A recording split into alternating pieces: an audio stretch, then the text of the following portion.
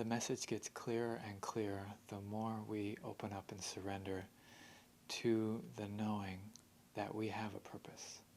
So, written in that purpose, and it doesn't matter what it is, it just has to be a feeling that I'm here for a reason. I make a difference. I am equal to all beings, to the greatest masters. I am the same as that being on the street who feels hopeless. I am the same as all beings, and we each have our own purpose. We're playing it out perfectly. If we hold on to the feeling that life is flowing through us perfectly in every moment, there can be no wrong.